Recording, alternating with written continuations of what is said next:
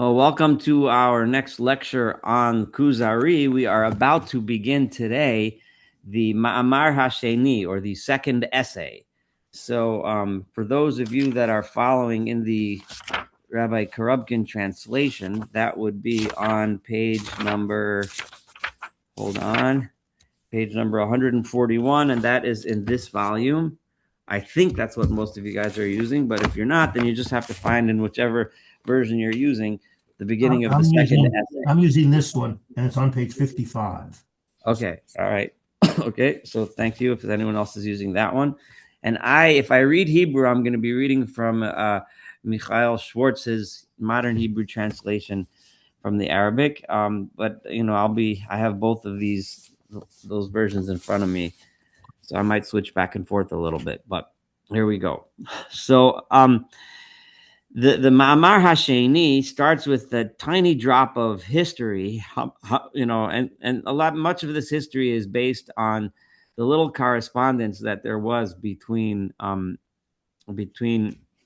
Joseph, the king of the Khazars, and Rabbi Chastai ibn Shaprut, who preceded, who was a great rabbinic leader of Spain, a little bit before Rabbi Yehuda Halevi, and so there was correspondence.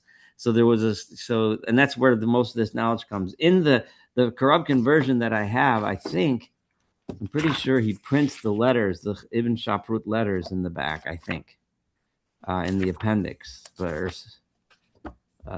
whatever. If not, yeah, it is in the back. I think it's Appendix E. So that historic correspondence is there. But and also I'm going to warn you that today we're going to do some philosophy, and those of you that learned Rambam with me will be reminded of my Maimonidean stuff. So maybe a little bit less controversial today than some of the things that we had in the first Ma'amar.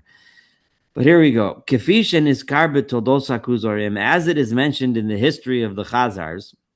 The Khazar king has now been convinced, right? He's heard presentations from the philosophers, from the Christians, from the Muslims, and from the Jews, and he's decided to go ahead with the Jewish conversion. He's convinced that the Jews have their act together and they're on the right track. So what does he do?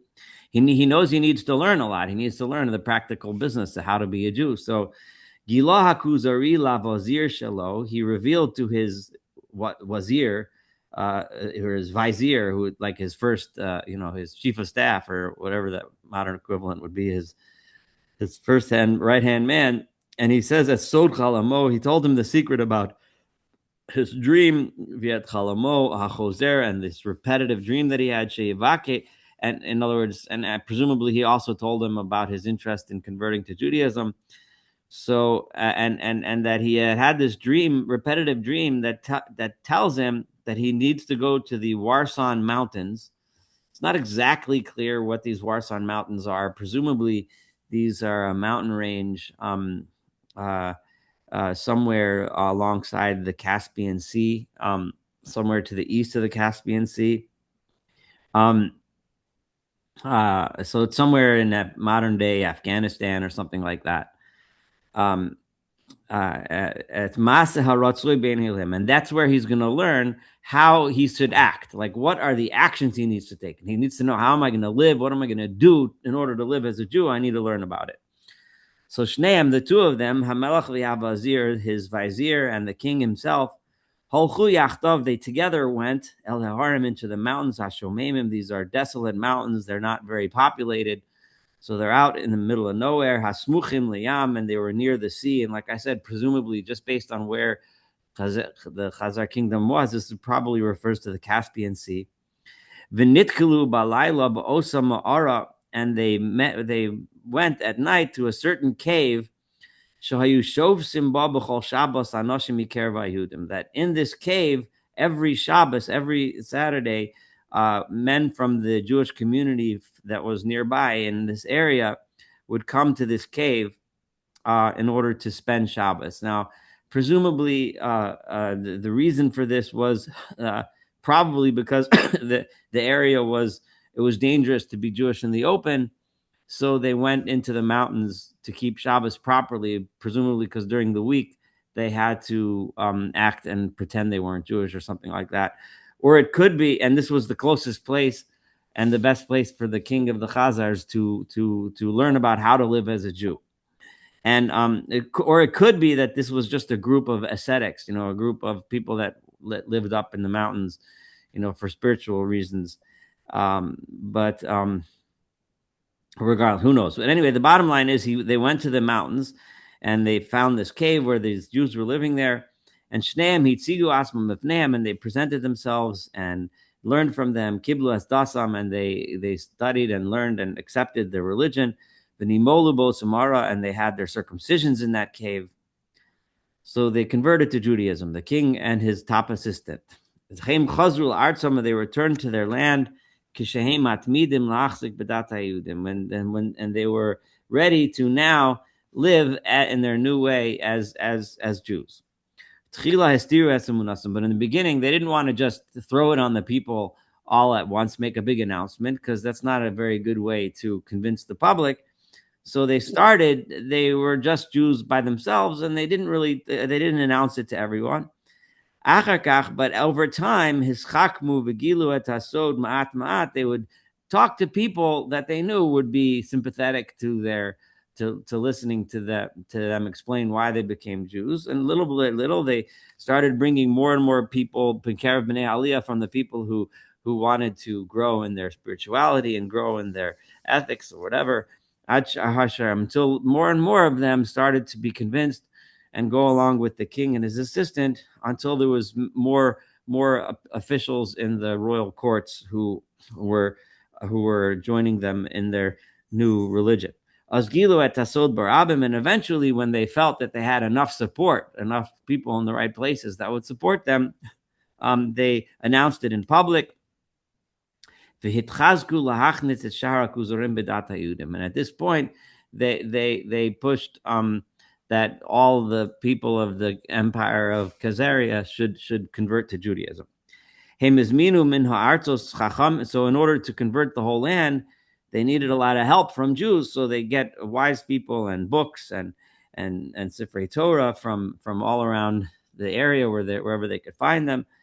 And they were successful in converting to Judaism. And in addition, not only that, but they were also built their power base and Gavra Alevim. They were able to succeed in wars over their enemies, and they were able to capture other lands.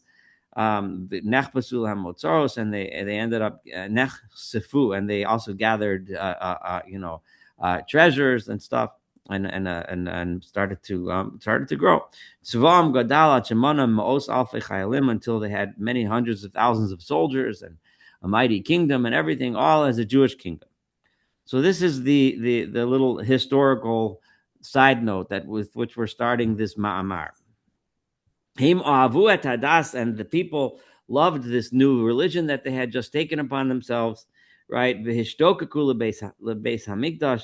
they really wanted to build a temple. As they learned more about Judaism, they realized how central the temple, the Beit HaMikdash is. So they wanted to build one, and they ad kedei kach, to the extent that they built a Chikimu Degem Shal Mishkan Sheikh Moshe. They built a model tabernacle, a model Mishkan, right? Olav Hashem, all right, that Moshe had made. Hem kibdu et ha'ezrachim mikarev bnei Yisrael, and those who were actual Jews, not converts, they honored them, gave them special places of honor. V'tzbarchu bohem, and they were blessed by them. K'moshe muva b'divrei Ymeim, as is written in the history books of the Khazar kingdom. Kasher lomar hamelach es Torah v'et sifrei hanavim. So now the king is starting to learn. He's studying the Torah. He's studying the books of the prophets. Lokachlo et hachover hazeh. So the rabbi who we had heard from before in the first essay, he took him upon him. He took him as a teacher. He should be his teacher. So now he's starting to contemplate the higher questions, the loftier questions of the philosophical questions that anyone that's seeking God and learning more about religion starts to ask questions, right? So V'hitzchol Shol also She'elos Ivrios. He started to ask him literally here it would be Hebrew questions. In other words, questions about the Torah, things that in the Torah that need explanation, things in the Torah that seem to either not make sense or just need explanation. Hashela Harishona. So what's the first one? Shishal also that he asked him was, I said, Bidvar Hashemos v'Hata'arim, regarding the names of God and the descriptions of God, Hamyuchasim Lelohim, which are used in order to describe God. V'Hahagshama, and the anthropomorphism, in other words, the physical nature being given to God, God being described in physical ways, B'chelik mehem, that seem to be apparent in some of these descriptions of God. So obviously within the Nevi'im, there are descriptions of God that are not anthropomorphic, that don't have any hagshama, don't have any physicality to them. But there are plenty, and you can all think of some of them in your mind, that seem to give some physical description of God. So even though this is obviously something that doesn't make sense, doesn't make logical sense, the Torah itself says that we shouldn't do this b'dvarim burim in a very clear way. The Torah tells us not to make images of God, not to think of God as an image. So how do we reconcile all of those descriptions?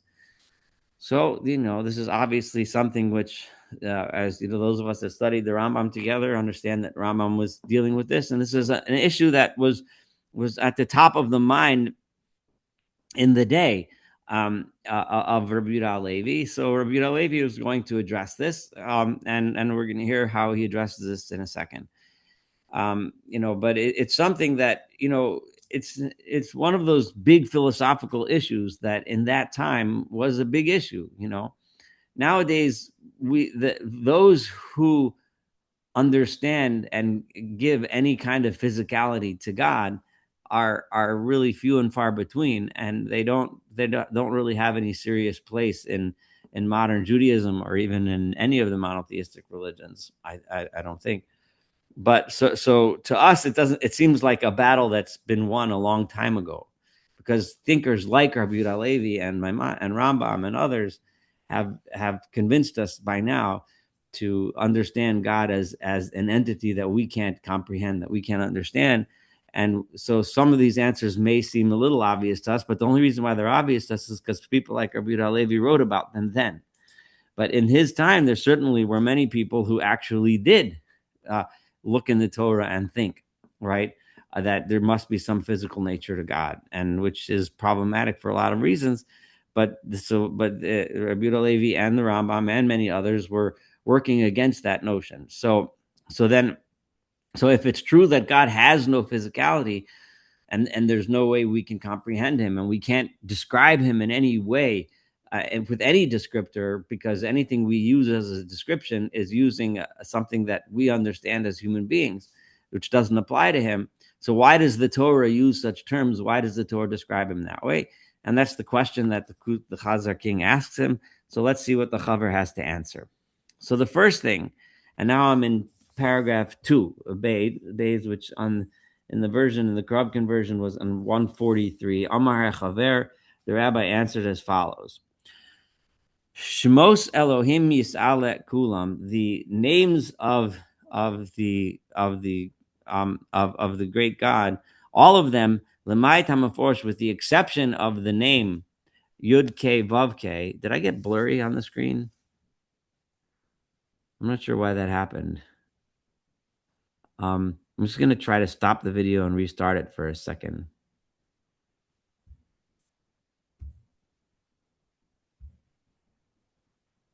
That's better. Yeah, that's weird because it's not the lens, because nothing. Whatever. Anyway, maybe it was the speed of the connection. But anyway, so the with the exception of the name of God itself, the one that we call the tetragrammaton of the Yud K Vav K, right? So all of those other names, Hem Kinuyim V'Tzare Yachas Halakuchem, Mehi Po'aluyotehem Shal HaNibraim Al Yado B'Glal Gzerosav, which is I know I didn't translate.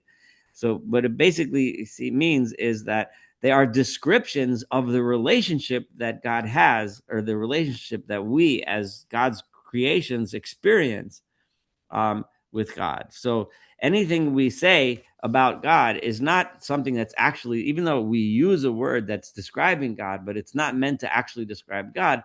It's meant to the way we experience him. And, Rambam said similar things. I don't think Rambam would necessarily have a huge problem with this, although the Rambam was much more intent on describing to us not to use any descriptions, and only use what we call negative attributes to say that God is not and that in such a way. But the Rambam understood that there were some descriptions that were given, and those are descriptions also. He said a similar idea. So this is very similar between the two of them. So, for example, Hukari Racham, God is called Racham. He's called merciful, right? Hashem Kel Racham V'chanon, right? We say this, in the 13 attributes. It's a common way of referring to God as being merciful. The Gemara all the time calls the Torah Rachmana Amar, the merciful one says.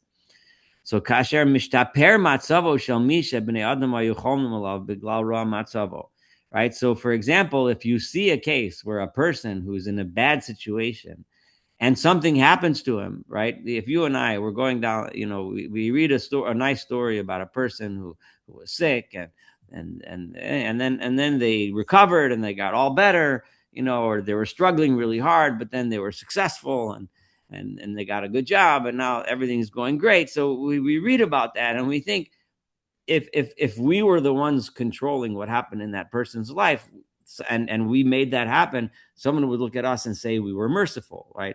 A guy who is poor, he comes to you and you say, listen, I'll give you a loan, you can start a business, and I won't chase you after the money until, and then you give him a few $1,000s and he starts a business and he's successful and now he's supporting his family, everybody's happy. So people call you merciful. You had mercy on a guy. The bank didn't want to give him a loan, but you had mercy.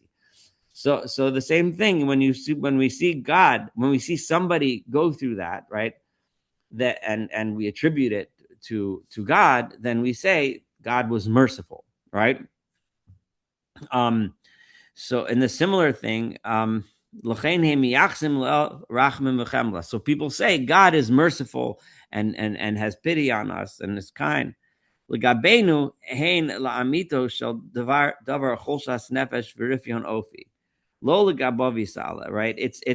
It's for us, right?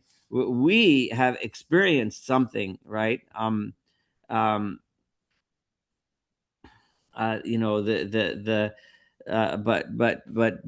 if it's not him, he doesn't have mercy, right? Who shofet tzedek goes when God makes his judgments, he makes his judgments based on his own calculations, whatever those calculations are, right?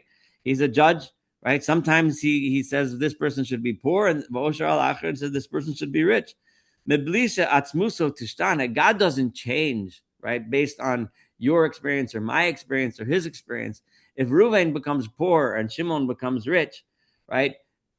God made that happen for whatever reason we don't know, and we'll never know, we'll never understand. But whatever his reasoning was, it wasn't coming from mercy or anger. It was coming from God's setting up the world in such a way, or God's decided that that's what should happen for reasons which we'll never know, right?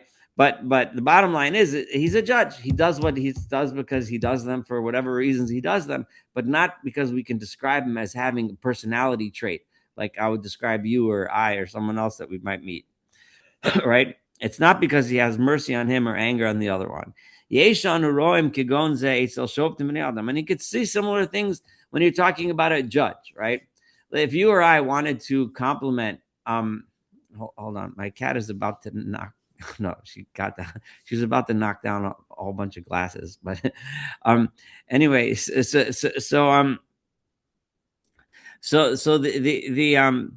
see a judge, right? So if you or I were totally not, if we were not biased, right, and we were just watching a judge, some people come in and he judges this guy's guilty, this guy's innocent. This is before there were juries, right? He hears the case, he makes a decision, he declares a sentence. And if you think he's a good judge, in some cases he'll punish somebody. In some cases he'll exonerate people, right? But you praise him based on they come with problems. And the good judge will do according to what the Torah says you're supposed to do, right? right? Some people walk out enriched, and some people walk out impoverished, right? Some people lose their money because he says you owe to him and you got to pay, and some people walk out getting their money back and they feel good. So he's doing it. The best possible judge is the judge who makes these decisions based 100% on the law, as opposed to based on his mercy or kindness, right? Or his anger or meanness or whatever. So pam el and sometimes we see God as a merciful and kind God, and sometimes we see him as el kano v'nokem, as a vengeful and angry God, right? But he himself doesn't change. He's doing it based on whatever his reasoning is, but not because he's merciful or angry. He just does it because it's according to however he makes his calculations. That's what the right thing was to do. The bottom line is, right, mischalkim hata'arim, right, with the exception of the Shema Meforish, the name of Yud Kei Vav Kei. The bottom line is that all descriptions of God are divided into three categories. Ta'are hashpa'ah, first category is descriptions of God's influence, right, of how God, what he does in this world, right? God does certain things. He's going to give descriptions and break this down in a minute. Ta'are yachas, which are descriptions of how he relates to this world or how we experience him. The ta'are shlila, and descriptions that are negations, right? And he's about to describe these three categories. So first, ta'are hashpa, right? What about the descriptions of how God is mashpia and how he acts in this world? So those are descriptions of so those things happen in natural ways according to the course of nature, right? In the course of nature, as unfortunately we know, sometimes people suffer, right? Sometimes people get sick, sometimes people have an accident, sometimes people lose their job. Things happen. There's no major miracle, but it's the way that the world works. And or sometimes people do well and they get better and they're healthy and they're strong and they find what they're looking for, and so on and so forth. So Morish Umashir, he makes people rich and poor. Mashbil af meromim, right? So sometimes he people get lowered in their position in the world. Sometimes they get uplifted. He has kindness and mercy, but also has anger and vengeful. The Gibar, he's powerful, and so on. And Vadomim similar ways. So a lot of these descriptions are all descriptions of how God relates to this world, and the way he relates in ways which we experience as if he had those emotions, and then we describe him with having those emotions, but we don't really mean that he actually has them. So that's the first category. The second category is ta'are hayachas, is how we relate to God. So the examples will help you understand what that means. Kigon baruch u'mvarach, we call God blessed. Umuhulal, we call him praised. The kadosh, we call him holy. V'ram v'nisa, we call him uplifted and the most high, right? So these are lekuchim min hashevach she'anashim mishabchim. So these are praises that human beings praise God. And so Ela, there even though there are many such things, they don't mean that God has many different attributes. They're just the ways that we describe him, right? So, and we had similar things in the Rambam. Like when a person says that God is great and powerful, does it really mean he's great and powerful in the sense that we would talk about a person, that he has big muscles, he can bench press, 300 pounds? No, it means it means that he's not, he's capable of doing things that we can't, even imagine, we can't comprehend, right? So we call him powerful, even though it's not really a good term. When we call him blessed, right? We call him holy. All of these things are ways of our attempts to describe how much he is above us, greater than us, more than us, so on. But to even keep him on the same scale is really, it's an anthropomorphism, but we do it anyway as a way of trying to describe God. So that's the second characteristic. But in actuality, we need to recognize that God isn't powerful. I I know that in some people, oh, how could you say that he's not powerful? No, I mean that he's not powerful because the word powerful is describing a human thing, right? It's describing a natural phenomenon. You can say a storm is powerful because you can measure it in wind speed or whatever, right? But that's God isn't wind and he's not a human, et cetera, et cetera. I think you get the idea. And the next one is Ta'are Hashalila, are descriptions of things that God is not, right? Negations. So, and some of these examples might at first glance seem a little strange, but you'll understand it right away. Keep going. When we call, say, Chai, we call God alive, right? Or Ve'echad, we call him one, or we call him the first, or we call him the last, right? Right? The first meaning he's the first existence, last meaning he lasts beyond all other existence, right? So the reason why I describe him with those things is not because he's really the first in the sense that there's 1, 2, 3, and he's number one, like kids on a line, you're number 1, 2, 3. That's not what it means, right? But rather we describe it we're saying that he does not have the quality that's the opposite of those things, right? So you and I will describe what's the opposite of life. Lo kedei, well, let me let him explain it. So lo kedei, not in order not in order to say that God actually has those qualities that we understand if we would use the same term to refer to a person or an animal or some other object. However, so for example, anu mitaarimo so shehu chai, we say that he's alive not because he's actually alive in the same sense that you and I might be alive, but it's because we're saying that he's not dead, right? Something that's dead is irrelevant to us, right? If we look outside, it's something that's dead. It's nothing. It can't do anything to me, right?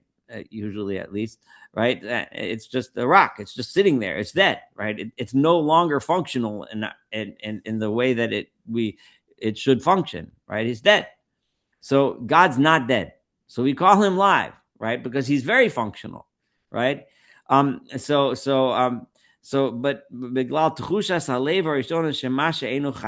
in general, when a person thinks, what is someone that's not alive? He's dead. So I don't want to call God dead, so I'm going to call him alive, right? Right? So this is so yesh shetishlo muscle. Something you might, for example,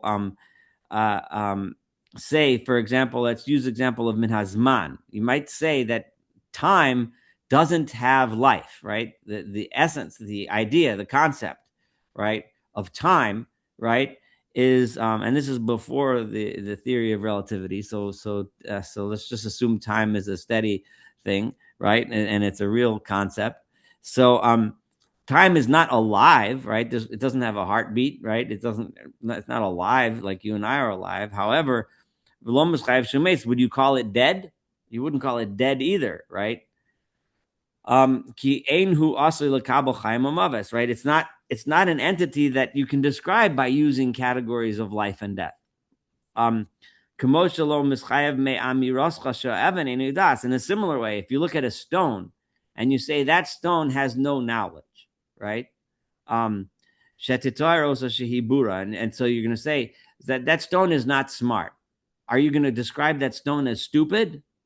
Not really. It's not stupid either. It's just a stone, right?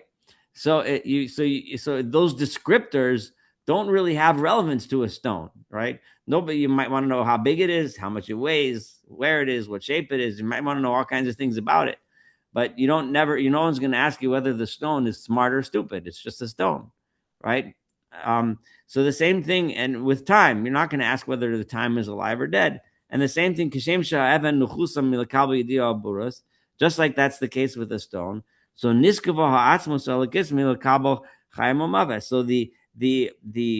the God, so to speak, the being that which is God is a being that cannot be described by life or death. The same way you can't describe is God light or dark. However, if someone were to ask you, is God a source of light or is God a source of darkness? What would most people answer? Right? People would say, people would say in a way that's kind of borrowed, they would say, it's light. God gives light, right? People call God a source of light, and nobody, most people would associate God with light, right? But it's a mushal. It's a term. We use the word light to describe God, but it doesn't really God isn't light. God, again, is a physical phenomenon, right? It's a measurable phenomenon in physics, which God is not relevant to those things. Because in our hearts, we think something that's not light is dark, right? So if we think so, God isn't dark, so he's light. So we call him light, even though the word light really doesn't describe him. In truth, we should say that if you're going to describe lightness and darkness, you need to describe beings, creations, things in this world. There's a dark side of the moon and there's a light side of the moon, right? Right. If you look outside now, it's dark, so the tree is dark. If you look outside in the morning, it's light. But the being which is God is not a body. It's just something that we use as a comparison. And also we don't want to we want to negate describing God as missing something. So therefore we don't want to call God dark, and we don't want to call God dead, because that would be like he's missing something. So we're not going to describe God in a way that he's missing something. We're going to describe him in a way that he has something. Same thing with life and death. However, the being of God is way above these ideas of life and death. He's a totally different category. And if you would just say, well, maybe he's alive, but not the same kind of life that you and I have, right? This is our intention. The only life that we understand is our life. We understand what it means that you're alive, I'm alive. And unfortunately, we come across in our lifetime sometimes a person who is not alive, right? So we can differentiate. We know this person is alive, this person is not, right? The bottom line is, what we're really saying is we have no idea what he is, right? I don't know if he's alive or dead, but I know actually what I know is that he's neither. So even though we describe him as alive, we're really just saying that he's not like the gods, the pagan gods, who are actually dead gods, right? Those gods have no life. Nothing, no action comes from them, right? We describe them as dead because they don't do anything. They don't accomplish anything. They don't achieve anything. They never created anything. They don't run anything. They don't control anything, right? So, kachanu omrim, like we say, in Tehillim, right? They have eyes, but they don't see, the statues, right? No action comes from them. Why do we call him one, right? We're trying to say that he doesn't have a lot of facets to him. He's just one. But not in order that we should think of him as one in the same way that we think of another object that we might describe. I have one bottle of olive oil on my table right now, as opposed to having 10. That's not what it means. It means that you have, all right, so on. When we take something as one, that means you can go to the store and you can buy 10 bottles of olive oil, right? But I only need one, so I bought one, right? You can buy 20, you can buy 50, but you can also buy one, right? But it can go into Tomer or sometimes you say something is, so like one bone, right? Or one glass of water, or one breath of air. But Tomer ba'asher lazman al derech hadimu leguf ratzuf yom echad, right? Or rishon achas. You can say in terms of measuring time, you can say it's one day or 1 year. But if you can't divide it up and say there's one God, there's two gods, there's three gods, or there's the one, there's number one, and where's number 2 and 3 and 4? That God doesn't work that way. So therefore, the reason why we use the term one in his case is to say that there's nothing else like him, right? Right? There's only one, and that he is complete unity, and without any riboy, without any divisions among him. There isn't a good side and a bad side. There isn't God who rules at nighttime, a God who rules in the daytime, a God who rules when you're over in the sea, a God who rules when you're in the forest, a God that rules when you're in the mountain. It doesn't work that way. Rishon, the same thing when we say he's the first. We're trying to say that he's not the last, right? In other words, we always encounter him. He's always there, right? He's the Rishon, he's the first. But not to say that he is the beginning of something. And the same thing when we say he's the last. What we mean to say is we mean is that he's never going to be destroyed. He's indestructible. He will always exist. Right? But not to say that he's the one that ends the show. He's not the guy that draws the curtain at the end. Right? We're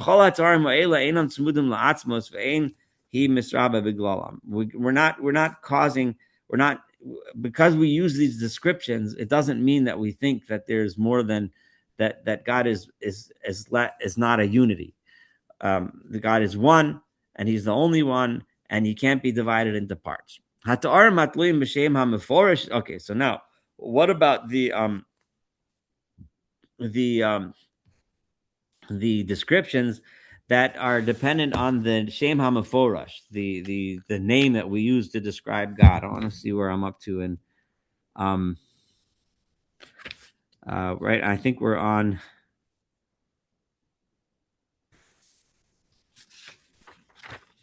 page 148 now in the corrupt conversion, right? So the Shem HaMeforash is a descriptor of God because it refers to what? Let's read. Matzbiim al Yitzira lo be'emtsoim tivim. So there we're describing God's bringing things into existence which are beyond what we see in nature, right? Or the creator, the act of creating nature is an act that's beyond what you and I conceive of and see in nature. It's beyond what we can measure or scientifically describe, right? It's an act of creation.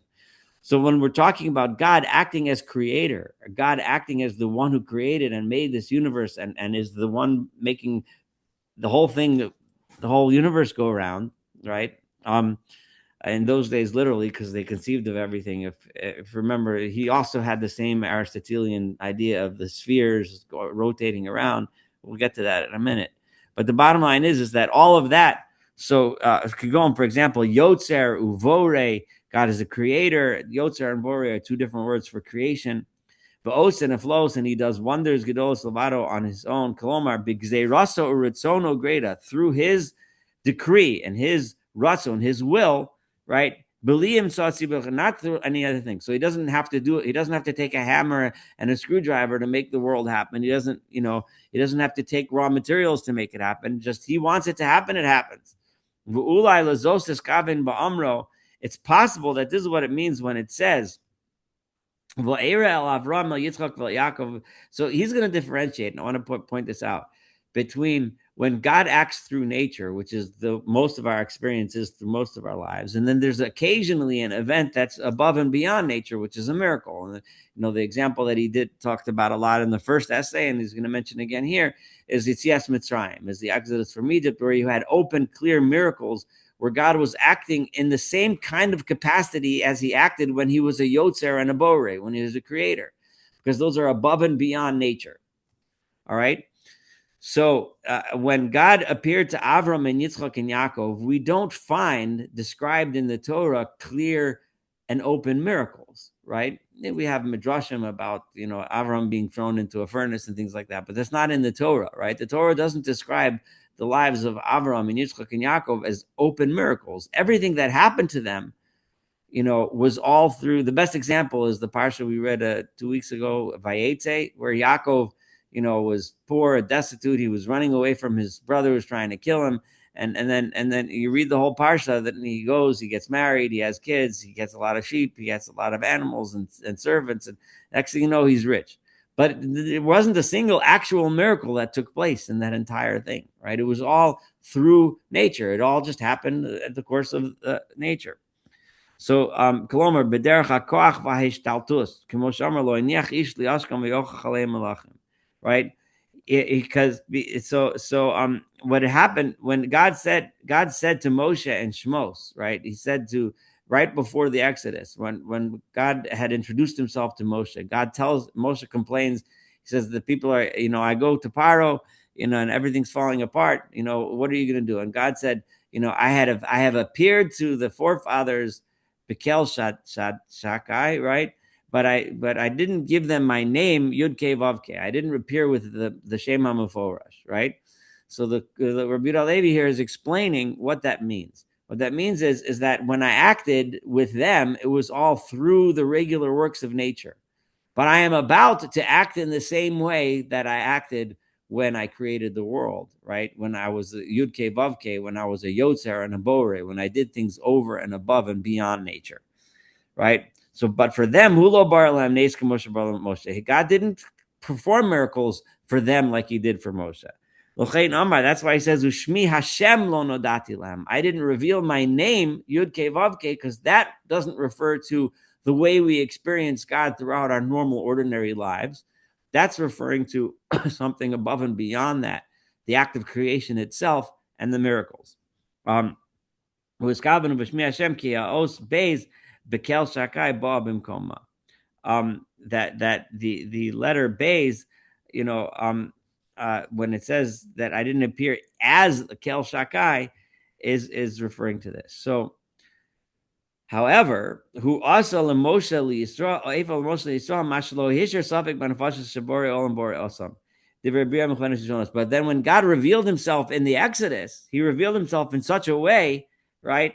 That now you can see that God is the creator, right? Because if He can perform these miracles, then that shows that He's the creator of the world, because He acts above and beyond nature.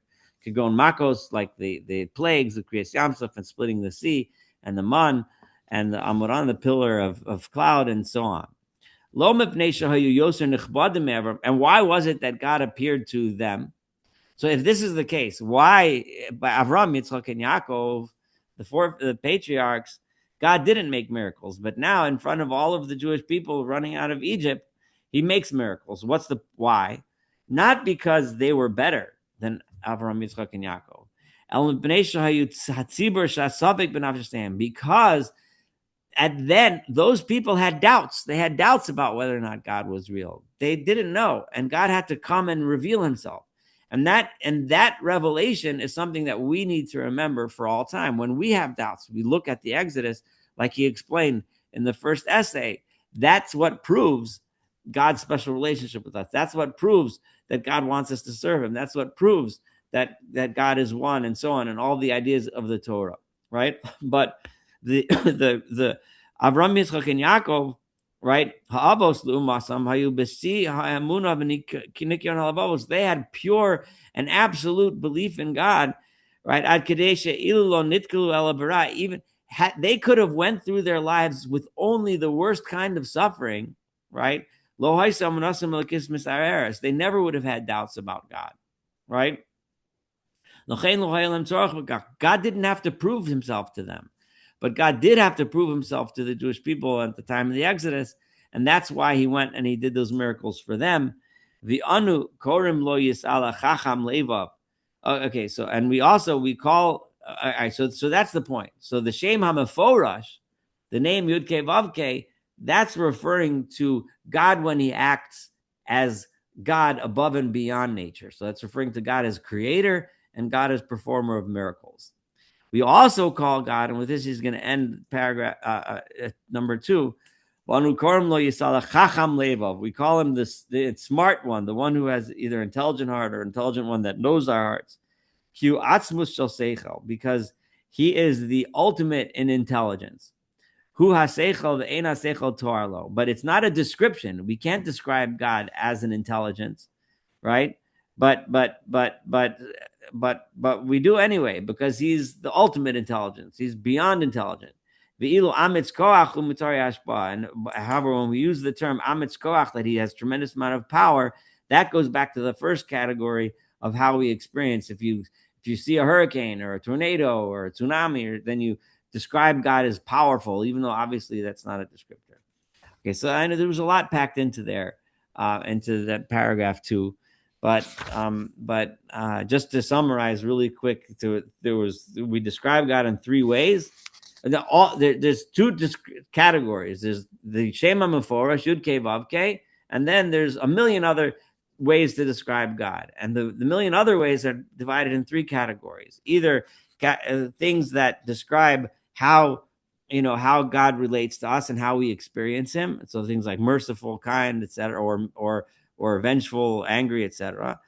There's ways in which we describe him when we're trying to describe how uplifted he is, when we call him holy and blessed and all those things, right? And then there's ways we describe when we're trying to say that he's not dead, he's not dark, he's not evil, he's not. So we use terms that give him certain qualities that he really doesn't have, because we're trying to describe him in a positive light and not attribute to him what we perceive of as negative things. So those were the three categories. And then the fourth is, of course, the Shema Meforash, when God acts as God, not in natural form and the natural forces that we see and experience all the time.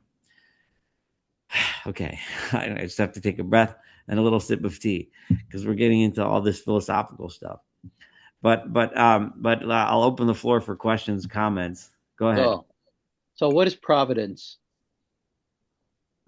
You mean what is God's providence? Well, first of all, the Kuzari is going to he's going to discuss providence itself in more detail later on in the book. But the Rabbi Yehuda Halevi has a much different view of providence than Rambam did, and he sees God as being actively involved in actively responding to our lives. Based on what we do, God looks, pays attention, and gives us reward or punishment based on that.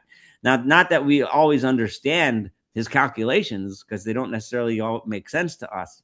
Yeah, it's definitely there, but that's not the same. That's not the same thing as a judge who knows, he simply does what is right and avoids doing what is wrong. This providence Hashem reaches down and really does for us with compassion. That's compassion, providence. but sometimes it doesn't feel like compassion, but sometimes it does. Yeah, but like the Kuzari explained, it's not actual compassion. We might experience it as such, right? But it's actually being done based on however God makes his decisions. We can't describe. We don't know, right? We can't describe him. You or I make decisions in all kinds of ways, right? We could try to apply the law. We could try to be nice. We could try to be mean. We can be all kinds of things. God doesn't use those emotions to make decisions, right? I don't buy it. I'm sorry. Okay. Sorry. Right. I just don't go. Well, the schools of thought within Judaism that do very much attribute to God emotions, and assume that God is, and relate to him in that way, they'll always have a caveat at the end saying, but he doesn't really have mercy. But when you talk about Hasidism, especially, and which has its roots, of course, in Kabbalistic thought, right, where the anthropomorphisms are really, really strong and powerful, and they've infiltrated our thoughts and very much. But here we have what Menachem Kellner calls the Kuzari speaking as a philosopher, right? That's what we're reading here. Sometimes he speaks as a philosopher, sometimes he speaks a different language that's a little bit more emotionally charged. But right now he's taking the role of a very dry philosopher. So you just have to accept that for now. Very, very dry. Yeah. But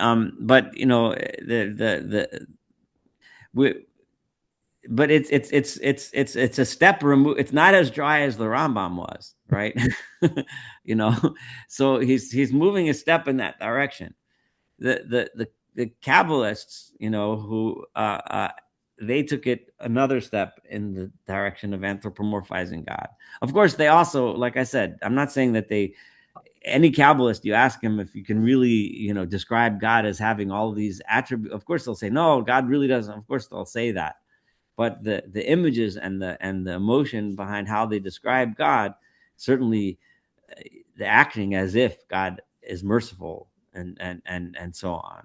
And we'll but let's do the Kuzari, and then probably, I guessing, if we keep going at this pace, maybe 3 years from now we'll finish this book, and then we'll do more. We'll study more. Go ahead, Jeff. Now I have a 2 minute, more than 3 minute question, but I was looking at Appendix E. When I have to explain what we're doing to my wife, I say, well, it's not clear there ever was a king of Kuzari, and that this is fictitious, and then I look at Appendix E, which shows an exchange between the rabbi from Cordoza, who appears to be definite individual in history, and it appears this King Joseph that's responding. So I'm wondering, how could we maintain that this is possibly fiction when we certainly have two what appears to be historic documents that indicates that this is not fiction, that this is reality? Yeah, so there's an argument. I'm not super familiar with all of the details. There are those that claim that the Ibn Shaprut letters are forgeries and they're not real. But there are those that think that they are real, and certainly Rabbi Halevi thought that they were real. But there is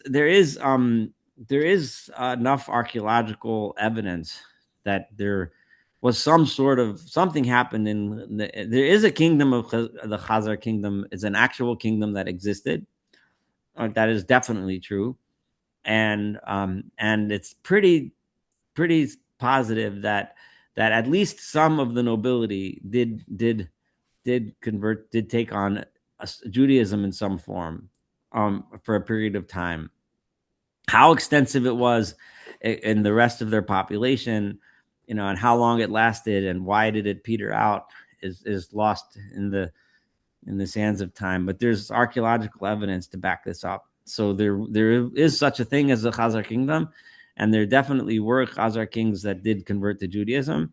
And the Ibn Shaprut letters that are printed in the appendix are debatable whether they're real or not.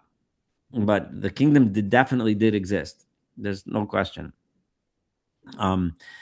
It's hard because there's not a lot of written records and stuff, but there's enough archaeological evidence to back it up. I mean, if people want to look it up and then come back to another class and give us more of the latest archaeology, I mean, I haven't looked at this in a while, but I just remember from reading over the years. But yeah, any other comments or questions? We'll have just a couple minutes left before the hour is up. So I don't have time to do that much, but we can do a little bit more. Paragraph 3. So the Khazar king he just got a nice monotheistic lecture, right? Describing a very monotheistic God, one that even the Rambam probably wouldn't get nauseous reading. He'd probably be okay with what we just read for the most part, right? So even the most rationalistic among us could handle that. So the Kuzari says, the king says, so Mata said, okay, so that's fine with all those names of God. All right, so you got me on merciful and angry, all fine, whatever. But what about sometimes it's even more than that? Like it really describes God as having emotions. We say that God sees us, He hears us, and He speaks to us. And it says that He wrote the tablets. God came down on the Har Sinai. And He's happy with what He's done. Like it says, in the creation story, it says that God, He saw that it's good, or He's satisfied with His creations, right? And sometimes it says that God looks at the world and He's angry or upset, or He's sad that He created the world. All of these things, it's all well and good. What you just told me, it sounds great, but the bottom line is the Torah in numerous places. So And this is I think it's fascinating because I'm trying to imagine Rabbi Yehuda Levi writing this, and he's trying to imagine. So now you have this king. He loved everything he heard about Judaism. He runs to the mountains, gets himself circumcised, right? Goes to the mikvah, becomes a Jew. Now he comes back, and now he's learning it, and he's saying, "What in the world am I reading?" And this is an experience we can all relate to. This, we open a Torah, and it's all great when you listen to the rabbi give a nice speech. You're all inspired, and you go home and you open up the book and you start reading it, and you say, "Well, what is this? Like, how do I understand this, or how do I understand that?" Like, the rabbi made it sound like it sounded so good in his speech, but now, like, this can't be, like, this doesn't make any sense. This doesn't work, right? And because in those days the idea of hakshama, the idea of giving physical attributes to God, was a really big topic. You can imagine Rabbi Yehuda Levi saying, so now the king is thinking, and he starts asking the obvious questions. Well, then if there's this monotheistic creator of all, and now you're describing him as angry and upset, he sounds like any old man, right? Sitting around, I made this, I don't like it. Should I have mowed the lawn yesterday? Because, that addition that I made last week, it was kind of a stupid idea. I probably should have built it on the other side. That's what it's starting to sound like. What's going on? So we really don't have much time to do his answer.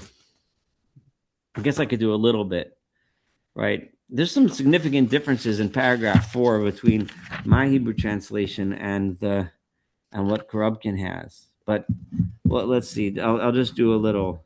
So he says, Amar Chaver. So the rabbi answers as follows: Ha'im lo dimisi lecha oso l'shofet tzedek, right?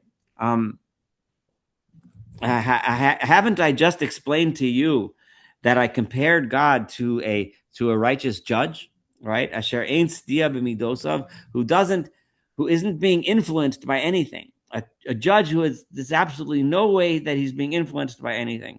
That as a result, sometimes as a result of his decisions, some people get into a better situation, and now they're wealthier. And then people call that judge and they say, "Oh, he loves us. He likes us. He's making decisions." Well, in truth, he didn't make the decision because he likes you. He just made the decision because it was right, right? And the same thing, but then the other guy comes into court and he says, "Who goes there? That you guys, you built that house without a permit. We're calling the bulldozer and knocking the whole thing down," right? And the other people now is homeless and lose their money and lose everything, right? They say he's a mean guy. He hates us. He doesn't like us. Well, meanwhile, he was just following the law. The law says that if you build a house without a permit, tough nuggets, it goes, right? So Sonia some kwasalem lo nelami menu davar mimasha nasa v'lo mimasha omrim. So it's because God is aware of what's happening. Therefore, they say that he can see, he can hear, right? So it's our description, right? Right? And it's because it's his will. Therefore, the wind and the air and other beings that we see are affected, because it's his will that the world should work the way he makes it work. And they take shapes and forms based on what he commands. The same way when he created the world, he made a heaven, he made an earth in a certain way. So therefore we say that he speaks and he writes. He doesn't actually write, but if you and I see something, it's as if God wrote it. And also, and this is really interesting, it's hard to really know exactly what he's saying, but sometimes we experience something godly, a spiritual image, right? Which is called the Holy Spirit, right? And that is also when we experience or see that, it's because God wants us to see that image. He wants us to see that spirit. And that's also when we say the honor of God. Now, he could be very simply referring to if we see a great thing like a mountain or a big river and it's beautiful and we're impressed and we say that's the honor of God. It's a spirituality that we perceive and we see and we describe it that way. or he could actually be referring to spiritual images that a prophet might see, or someone on a special level, right? Who kari b'derech ha'ashala, right? Hashem v'yored al Sinai. That's why when it says God came down to Har Sinai, it's not that God came down. So the people there experienced this incredibly lofty vision, which was like a vision of God. And I use the term like, because that's exactly the point, right? They didn't actually see God. God didn't come to Har Sinai, but whatever happened and whatever they saw was so incredible, and they were so impressed by God's presence, so to speak, that it was as if God came down and was present there. We're going to talk about this later in more detail when we discuss more the idea of metaphysics, or the Aristotelian metaphysics, which we'll discuss more detail. So he just gave a very quick answer to that question. So fine. So we'll have to stop here, and we'll start number 5 next. But let's see if I guess we can go a little over time if there's questions or comments. We started a few minutes late, so it's fair. So are we meeting on the 17th on the? Not next week. Thanks for bringing that up. So next week I'm going to be. First of all, it's Hanukkah for all of us, and second of all, I'll be in Israel. So not next week. The week after, I should be back, and that would be what, the 24th, I guess. The night before Christmas. Yeah, I mean, I'm assuming that doesn't really relevant to most of the people here. So yeah. So I mean, I'm game for 24th if you guys are. Yes, the only thing is I am covering the hospital. Well, you look like Santa Claus, so we'll yeah, some of the nurses were saying that I should be Santa Claus because of my beard, and then I was just insulted because they're calling me fat, but whatever. All right. Yeah, all right. So if there's nothing else, if no one wants to bring anything else up, we'll call it a night. And safe travels. Yes, and have a wonderful Hanukkah, and look forward to seeing you in 2 weeks. Have a safe trip, Saul. Thank you so much. Safe trip. Take care, Saul. Thank you. Bye-bye.